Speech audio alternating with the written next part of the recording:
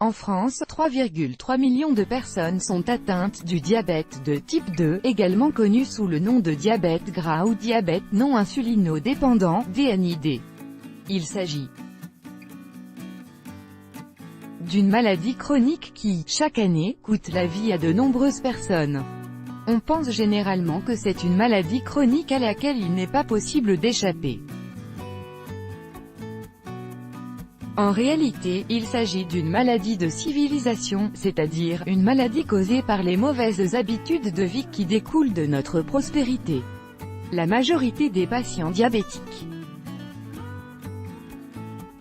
de type 2 peuvent soigner leur maladie en modifiant leur alimentation, et cela est plus facile que vous ne le pensez. Lisez mon article sur le traitement du diabète de type 2 pour en savoir plus. Dans cet article, vous apprendrez comment le diabète de type 2 menace la santé publique dans le monde entier.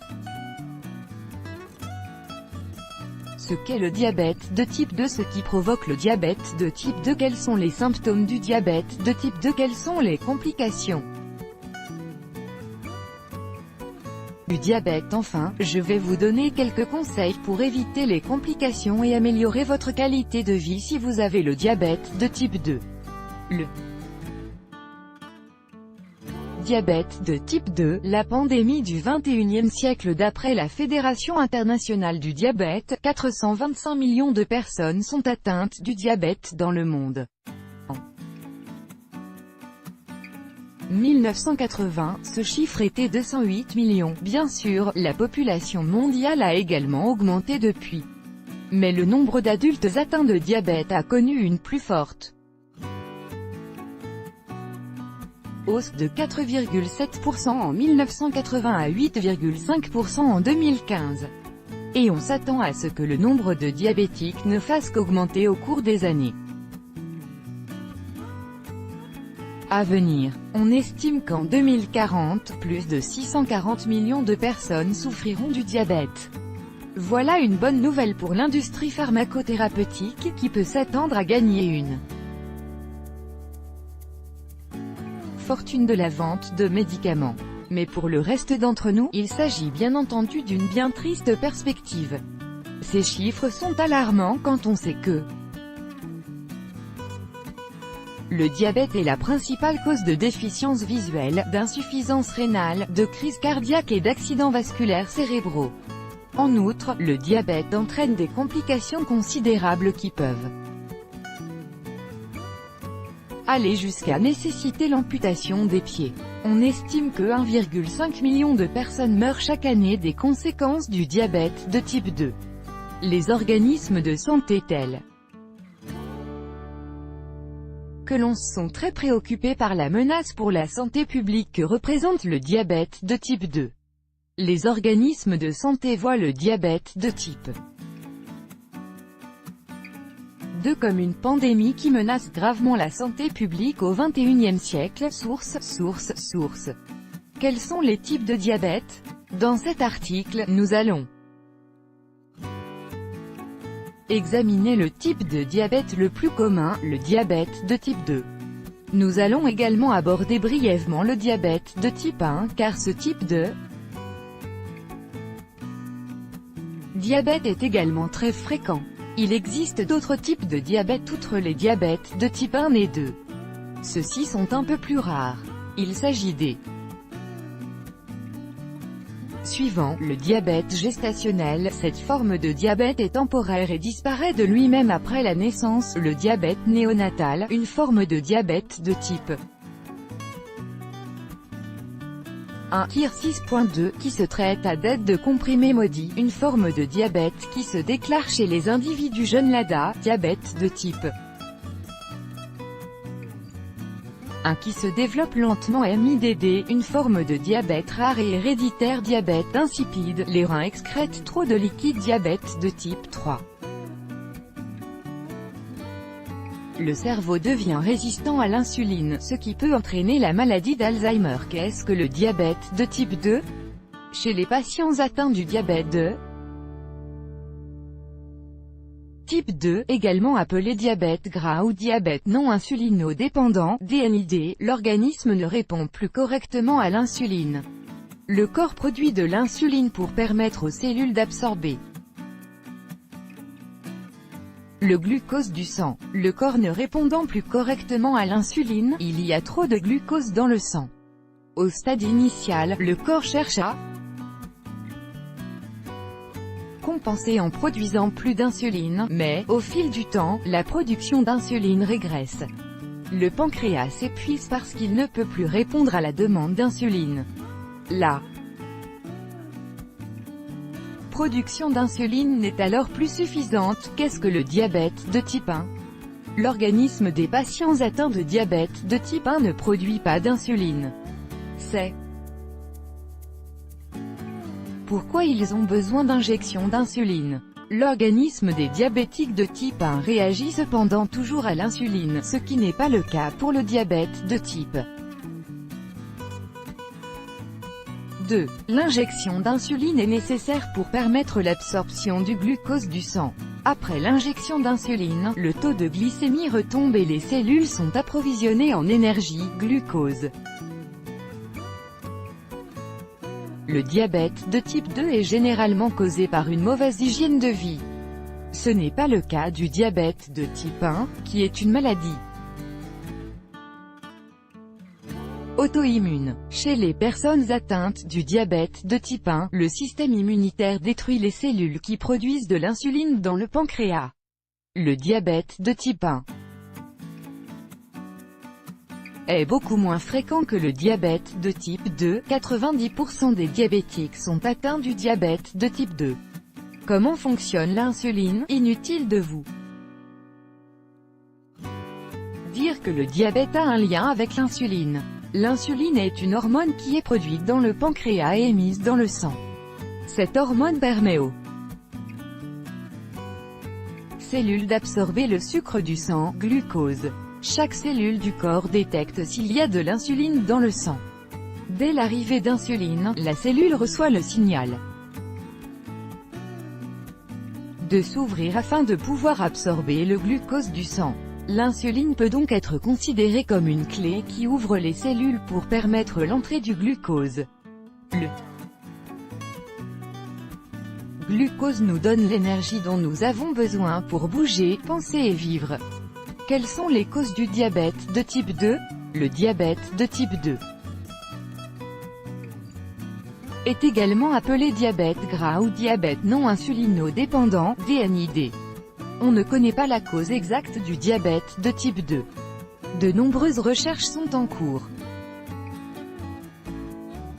à ce sujet. Il est toutefois clair qu'il existe une corrélation entre l'alimentation et le risque de contracter le diabète de type 2. Une étude menée dans 175 pays a montré qu'il existe une corrélation entre la consommation de sucre et le diabète de type 2. Source. Souligner la corrélation entre la consommation de sucré. Le diabète de type 2 ne permet cependant pas encore d'expliquer ce qui provoque le diabète de type 2. Pour ce faire, il faut connaître l'action du sucre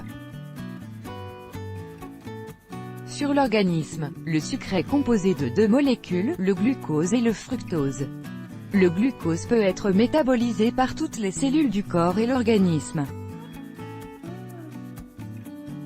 en a besoin. Si nous arrêtions de manger du sucre et des glucides, notre corps produirait du glucose à partir des protéines. Ce processus porte le nom de néoglucogenèse. Source. Le fructose ne peut être métabolisé que par le foie. Source. Le foie transforme le fructose en glucose, lequel peut être utilisé en tant que source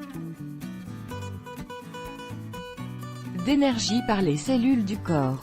L'excès de fructose est transformé en glycogène, de sorte que l'énergie peut être stockée dans le foie. Si les réserves de glycogène sont déjà pleines, il est stocké sous forme de graisse, ce qui est souvent le cas quand on ne fait pas de sport ou que l'on mange trop. Source. Cette graisse entraîne le syndrome du foie gras non alcoolique. Source. Vous vous demandez peut-être ce que cela a à voir avec le diabète? Lorsque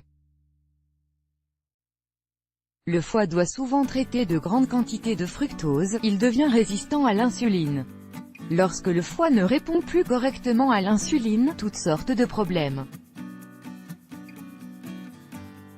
surviennent. Les taux d'insuline dans le sang augmentent, le corps se mettant à produire plus d'insuline pour compenser la mauvaise absorption du glucose du sang. Parmi les conséquences: surpoids, obésité, hypertension artérielle, augmentation du cholestérol, en d'autres termes, le syndrome métabolique. Source. Diagnostic du diabète. En fin de compte, le pancréas n'est plus capable de produire suffisamment d'insuline pour permettre l'absorption du glucose du sang. À ce stade, la glycémie atteint un niveau significativement plus élevé. Le diagnostic du diabète est prononcé lorsque la glycémie reste au-dessus d'un niveau déterminé. Le diagnostic s'effectue facilement par un médecin généraliste. Le niveau de glucose est examiné à l'aide d'un lecteur de glycémie. Si cette valeur est supérieure à 11 mmol, un deuxième test est nécessaire. Ce deuxième test est effectué après 8 heures sans manger et sans boire. Ce deuxième test, le taux de glucose est supérieur à 6,0 mmol, vous avez le diabète. Le fructose est-il donc l'ennemi? Si vous êtes atteint du diabète de type 2, le fructose est bien votre ennemi, et vous devrez être très prudent avec les aliments qui contiennent du fructose ajouté. Les fruits contiennent naturellement du fructose. Ceux-ci ont cependant un effet différent sur l'organisme que le fructose, sucre ajouté. Ils sont absorbés différemment grâce à leur teneur en fibres. Si vous voulez éviter le diabète de type 2, le fructose ne vous fera que du tort que si votre organisme ne peut pas brûler cette énergie. Par exemple, si vous consommez une boisson contenant du fructose pendant votre jogging, votre corps brûlera le glucose et aucun surplus ne sera stocké sous forme de graisse. Le fructose est particulièrement mauvais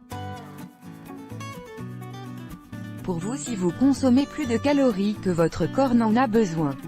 L'excès de calories ne peut pas être stocké par le foie sous forme de glycogène et doit être stocké sous forme de graisse. Le foie sera surchargé et, à la longue, deviendra résistant à l'insuline. Quels sont les facteurs de risque? Certaines habitudes de vie sont des facteurs de risque bien connus du diabète de type 2. Voici les facteurs qui augmentent le risque de diabète gras, lent. Tabagisme, le manque d'exercice, une mauvaise alimentation, les sucres et les glucides raffinés sont les principaux coupables, une consommation excessive d'alcool. Il y a également certains facteurs de risque contre lesquels on ne peut pas agir. C'est-à-dire, peut-on éviter le diabète, quand bien même avoir une bonne hygiène de vie diminue significativement le risque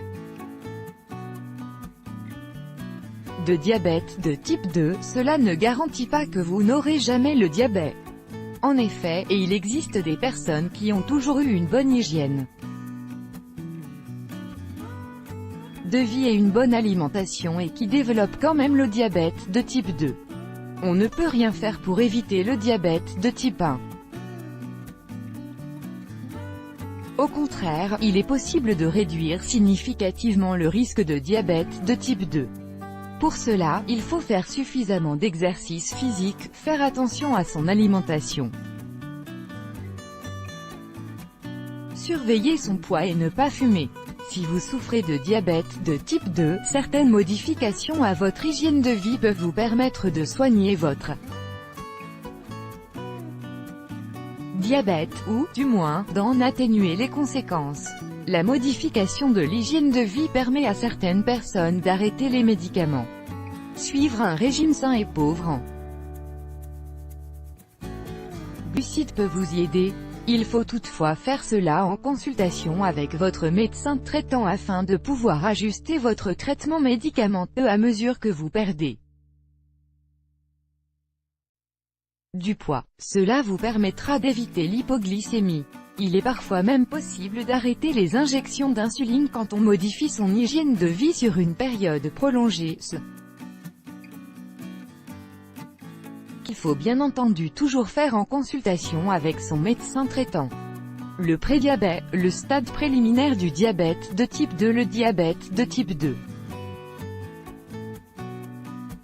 ne s'attrape pas d'un jour à l'autre. Il se développe lentement. Le diabète de type 2 est souvent précédé d'une phase préliminaire que l'on appelle prédiabète. 10 à 15% des Français seraient atteints de prédiabète. À ce stade, les taux de glucose ont bien augmenté, mais pas au point de mériter l'étiquette du diabète de type 2. L'organisme des personnes atteintes de prédiabète ne réagit plus aussi bien à l'insuline et commence à devenir insulino-résistant. En outre, les prédiabétiques souffrent parfois de certains symptômes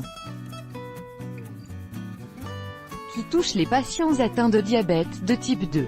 La bonne nouvelle est que, si le prédiabète est détecté, il est réversible dans la plupart des cas. À condition de modifier son hygiène de vie immédiatement. Avoir le prédiabète ne signifie pas forcément que vous aurez le diabète de type 2. Cependant, si vous avez une mauvaise hygiène de vie, vous avez de fortes chances que votre prédiabète se transforme en diabète de type 2. Quels sont les symptômes du diabète de nombreuses personnes sont diabétiques sans le savoir. C'est parce qu'au début, les symptômes sont assez légers et passent pour des troubles qui arrivent à tout le monde, comme la fatigue. Il y a deux types courants de diabète, type 1 et type 2, et chaque type a ses propres symptômes caractéristiques. Les symptômes du diabète de type 2. Les symptômes du diabète de type 2 sont les suivants: fatigue, soif intense, émictions abondantes et fréquentes, problèmes oculaires ou troubles de la vision. Vision floue, mauvaise vision, vision double, yeux rouges ou yeux qui brûlent, cicatrisation plus lente, essoufflement, douleur aux jambes lors de la marche, infection récidivante. Les symptômes du diabète de type 1. Le diagnostic de diabète de type 1 se fait généralement assez rapidement. Si vous développez le diabète de type 1, vous vous sentirez si mal que vous irez directement chez le médecin. Voici les symptômes pouvant suggérer un diabète de type 1, soif très intense, émictions abondantes et fréquentes. Perte de poids importante et rapide, grand appétit, ou au contraire, absence totale d'appétit, baisse de la vue, vision floue, nausées et vomissements. Que se passe-t-il si le diabète gras n'est pas traité? Chez les personnes atteintes du diabète, les cellules du corps ne sont plus capables d'absorber le glucose du sang. Leur glycémie, taux de glucose sanguin, est trop élevé. Cela peut entraîner des maladies et des évanouissements.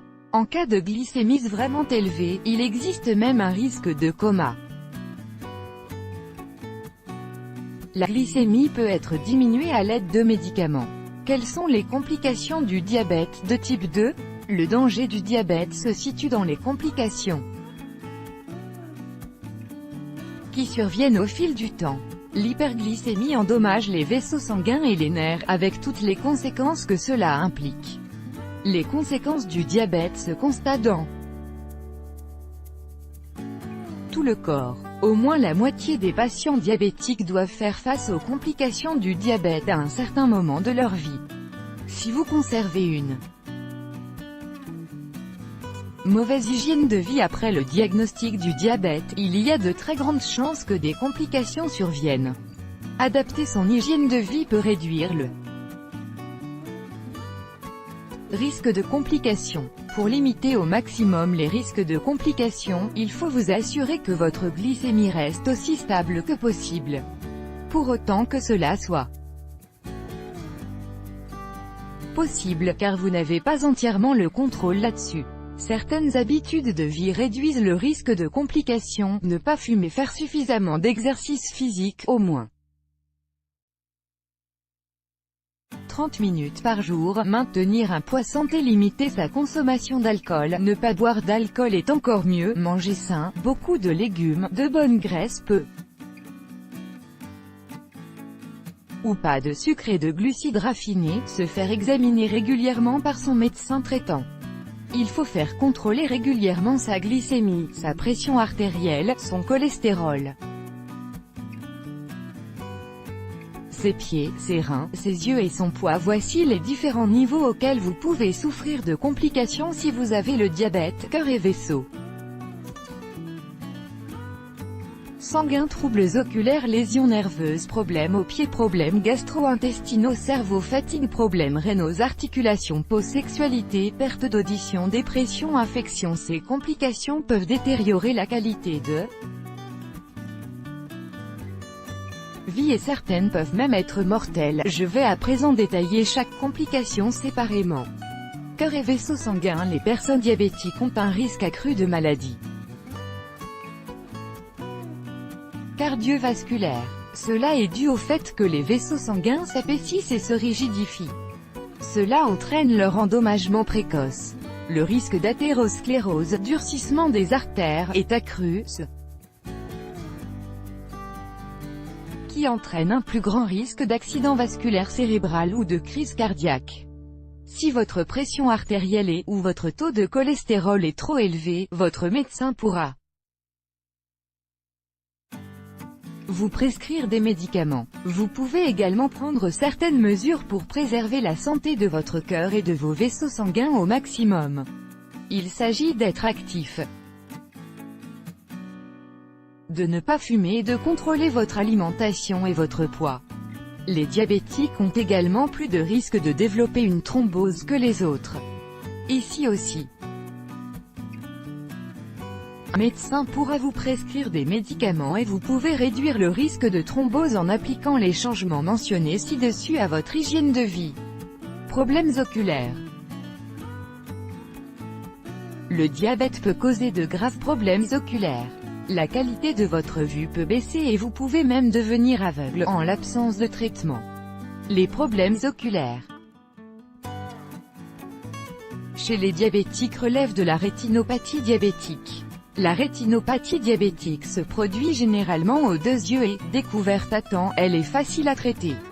Pour cela, un examen régulier de la rétine par un ophtalmologiste est nécessaire.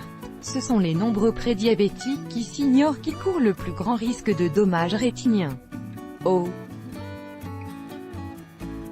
moment du diagnostic de diabète, la moitié des patients présentent déjà des anomalies oculaires.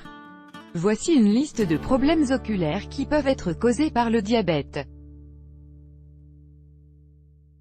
Vision floue, vision trouble, vision double, vision embrouillée, douleur aux yeux, infection oculaire. Les troubles oculaires sont causés par de petites lésions aux petits vaisseaux sanguins des yeux.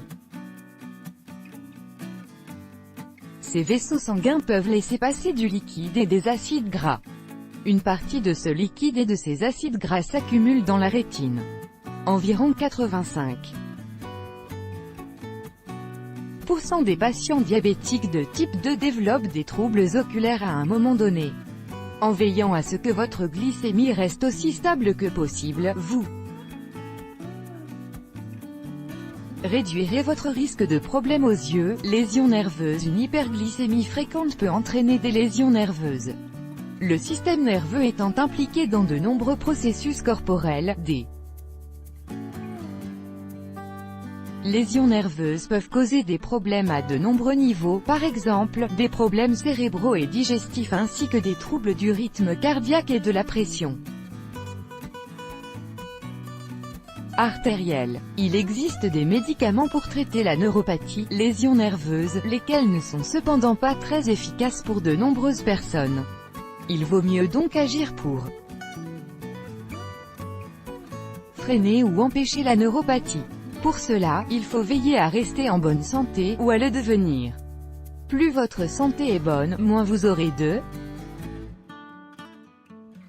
Risque de neuropathie. Il existe plusieurs signes qui peuvent révéler une neuropathie: picotement, douleur, diminution des sensations dans les membres, surtout dans les jambes.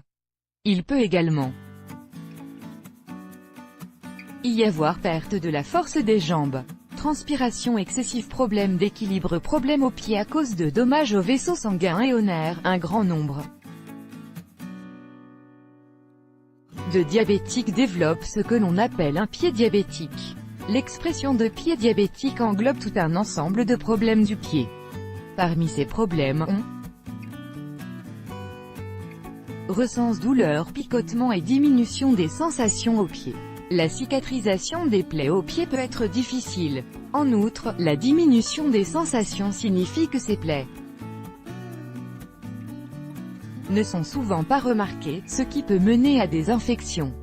Certains patients diabétiques développent également un pied de Charcot, lequel se manifeste par des petites fractures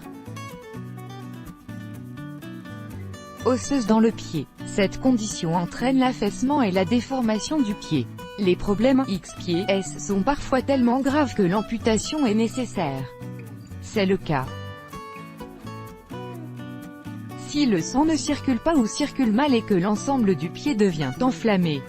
En l'absence de flux sanguin, les cellules tissulaires du pied meurent parfois. Seule une partie du pied est amputée, mais dans certains cas, une partie de la jambe doit également être amputée. Maintenir une glycémie stable permet de diminuer le risque de problèmes aux pieds. Problèmes gastro-intestinaux. La présence de lésions nerveuses et autour de l'estomac entraîne des troubles gastro-intestinaux. Endommagé, l'estomac fonctionne au ralenti et met du temps à envoyer les aliments vers les intestins. Cela est encore plus problématique pour les diabétiques qui reçoivent des injections, parce que l'insuline se met à agir avant même la nourriture n'atteigne les intestins. Peut s'en suivre une chute trop importante de la glycémie. Si vous souffrez de troubles gastro-intestinaux, vous pouvez obtenir des médicaments qui permettent aux aliments de passer plus vite dans l'estomac et de pénétrer plus vite dans l'intestin grêle. Pour les cas graves, il existe des stimulateurs gastriques. Pour les cas moins sévères, il suffit parfois d'ajuster le régime alimentaire. Il convient de consommer moins de fibres car celles-ci mettent du temps à quitter l'estomac. Voici quelques problèmes gastro-intestinaux qui peuvent survenir: ballonnement, rassasiement précoce, nausées, vomissements, constipation, diarrhée, cerveau. Chez les diabétiques, les fonctions cérébrales déclinent plus rapidement que chez les autres. Ce déclin passe parfois inaperçu ou est mis sur le compte de l'âge. On s'aperçoit du déclin des facultés cérébrales lorsque l'on rencontre des troubles de la mémoire, des difficultés à apprendre, ou encore à faire deux choses en même temps. Pour maintenir votre santé cérébrale, il faut veiller à ce que votre glycémie reste aussi stable que possible. C'est l'hyperglycémie qui est nocive pour le cerveau. Fatigue. Il arrive à tout le monde d'être fatigué, mais les personnes atteintes de diabète sont plus souvent fatiguées que leur père en bonne santé. Ceci est principalement dû aux variations de la glycémie et à l'incapacité des cellules du corps à absorber correctement le glucose du sang. Les cellules ne sont plus capables d'absorber efficacement le glucose du sang parce qu'elles ne plus répondent bien à l'insuline. Le problème peut également être dû au fait que le corps ne produit pas suffisamment d'insuline. Il y a alors suffisamment de glucose dans le sang, mais les cellules ne sont pas capables de l'extraire en quantité suffisante pour l'utiliser comme source d'énergie. La fatigue est un symptôme que l'on retrouve surtout chez les personnes dont le diabète n'est pas encore traité. Elle est souvent le signe d'un possible diabète. À mesure du traitement du diabète, la fatigue se fait un peu plus discrète. Des injections d'insuline ou un changement de régime alimentaires peuvent être nécessaires, problèmes rénaux. Les diabétiques peuvent être sujets à l'accumulation de tissus conjonctifs dans les reins. Le corps n'est alors plus capable de filtrer les